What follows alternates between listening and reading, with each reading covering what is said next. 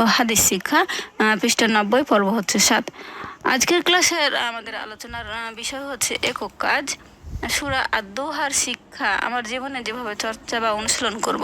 উল্লেখিত শিরোনামের আলোকে সূরা আদ-দোহার শিক্ষা আমার জীবনে চর্চার কৌশল বা উপায় চিহ্নিত করে তা শিক্ষকের নির্দেশনা মোতাবেক উপস্থাপন করো। শিক্ষার্থী বন্ধুরা, এখানে আমাদের একক কাজ দেওয়া আছে, যেখানে সূরা আদ-দোহার শিক্ষা আমার জীবনে বা তোমাদের জীবনে যেভাবে চর্চা বা অনুশীলন করবো সে বিষয়গুলো আমরা জীবনে চর্চার কৌশল বা উপায় চিহ্নিত করে শিক্ষকের নির্দেশনা মোতাবেক আমাদের উপস্থাপন করতে হবে। চলো আমরা কিভাবে উপস্থাপন করতে পারি তোমাদের সেটা দেখিয়ে দিচ্ছি। নমুনা সমাধান: নিচে সূরা আদ-দোহার শিক্ষা যেভাবে নিজের জীবনে চর্চা করবো তা উপস্থাপন করা হলো। সূরা আদ-দোহার শিক্ষা নিজের জীবনে চর্চা করার উপায় বা কৌশল: সকল অবস্থায় মহান আল্লাহর উপর নির্ভর করবো, বিপদে আপদে তার উপর ভরসা করবো। পার্থিব জীবনের জন্য পরকালীন জীবনকে ধ্বংস করবো না, বরং পরকালীন জীবন কল্যাণের জন্য পার্থিব জীবনে কর্ম সম্পাদন করবো। গরিব, দুঃখী ও অসহায়দের প্রতি সহনশীল হবো, তাদেরকে সাধ্যমতো সাহায্য সহযোগিতা করবো। ভিক্ষুক বা সাহায্য প্রার্থীদের কখনো ধমক দেবো না, তাদেরকে তিরস্কার করবো না, তাদের যথাসাধ্য দান করার চেষ্টা করবো।